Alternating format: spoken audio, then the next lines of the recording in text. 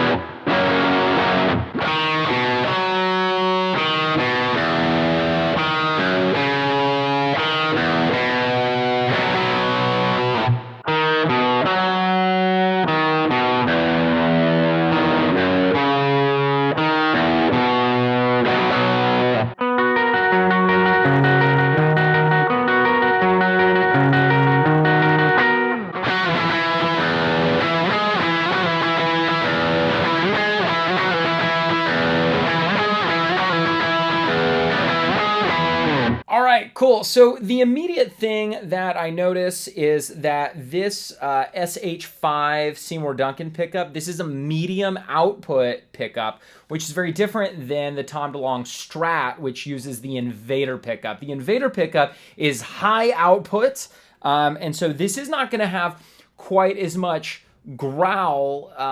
You're gonna have to turn your gain up more to get that kind of same effect. So that's not better or worse, it's just different. I think it's kind of cool if you only own a couple of guitars and you're a big Blink 182 fan and you want to get the Tom DeLonge Strat for the more aggressive stuff, and then you want to get this guitar for a very different sound, you are going to get that. You are going to get a very different sound out of this guitar than the Strat.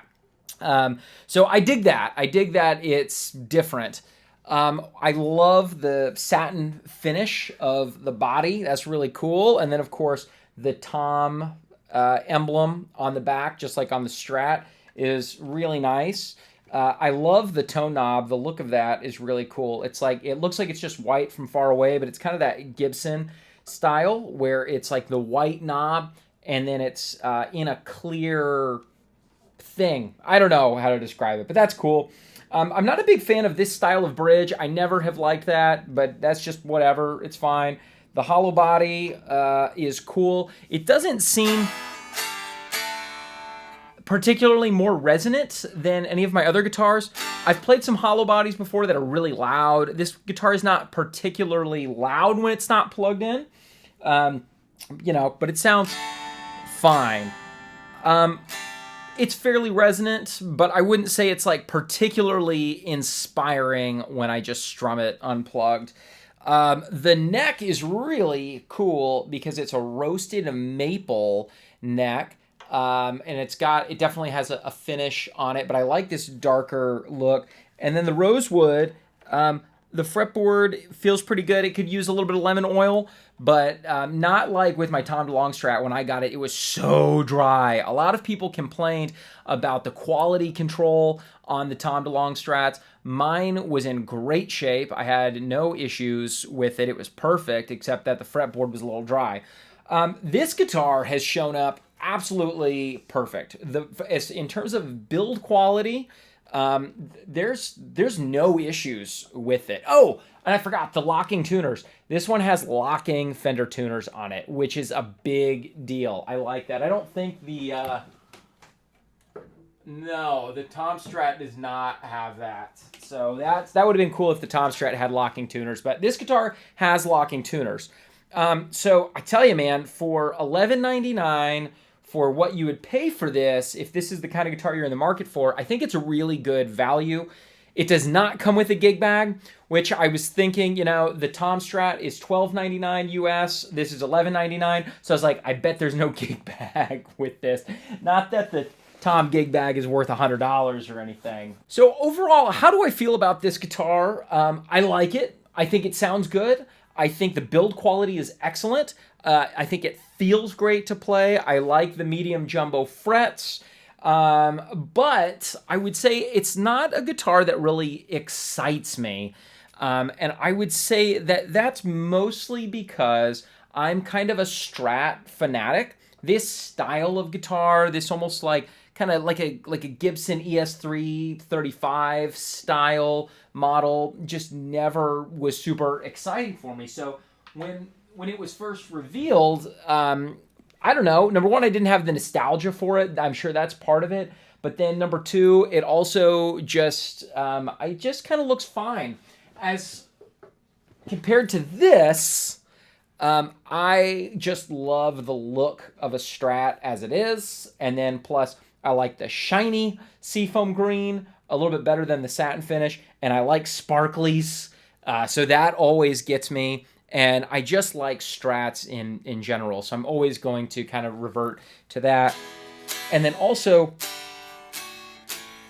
interestingly enough, when I play my Tom Strat, it seems to feel more resonant.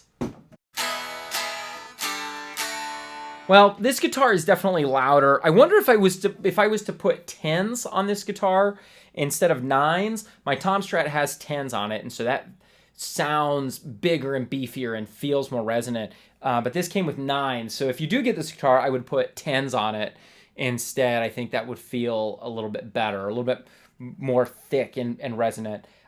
So yeah, if you're a big fan of Blink-182 and you already have the Tom Strat and you want a different kind of a sound, this will do it, and it's not gonna totally break the bank.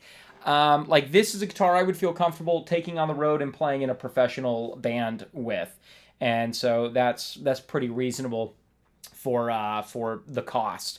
So it's looking like generally about $1,000 to $1,300 is kind of the sweet kind of spot where it transitions from just sort of like budget guitars to pro level guitars. So this is a great kind of like entry level pro guitar that would be awesome for gigging with and recording with and just having fun with.